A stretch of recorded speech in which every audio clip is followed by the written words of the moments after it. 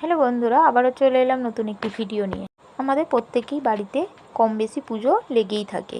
আমরা প্রত্যেক পুজোতেই নারকেল নাড়ুটা বানিয়েই থাকি ঘরে। আজ আমি তাই আপনাদেরকে দেখাবো কিভাবে আমি নারকেল নাড়ুটা বানাই। আর আমাদের সকলেরই নারকেল নাড়ু খেতে সবাইরই খুবই ভালো লাগে। কার কার নারকেল নাড়ু খেতে পছন্দ আমাকে কমেন্ট করে জানিও প্লিজ। চলো, আমার নারকেলটা ছাড়ানো কিন্তু হয়ে গেছে। আমি ভালো করে গাটাকে ছাড়িয়ে নিচ্ছি যাতে না কোড়ার সময় ওই নারকেলের গায়ে যে শোঁয়াগুলো থাকে সেইগুলো নারকেলটাকে ফাটিয়ে জলটা ফেলে দিলাম।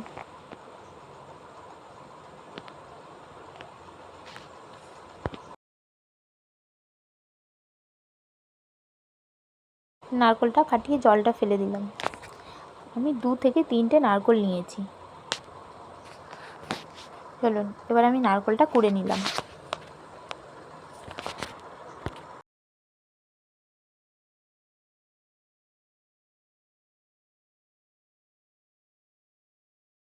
আমার কিন্তু নারকেলটা কোড়া হয়ে গেল। এবার আমি কড়াইয়ের মধ্যে নারকেলটাকে তুলে নেব। এর মধ্যে আমি 250 গ্রাম গুড় দিয়েছিলাম। 250 গ্রাম গুড় আর 150 গ্রাম চিনি আমি নিয়েছিলাম। ভালো করে আমি কড়াই আগে মাখিয়ে নিলাম। গুড় আর চিনিটা নারকেলের সাথে ভালো করে আমি মিক্স করে নিলাম। চলুন, আমার মাখানো কিন্তু হয়ে গেছে। এবার আমি কড়াটা উনুনে বসিয়ে দিলাম।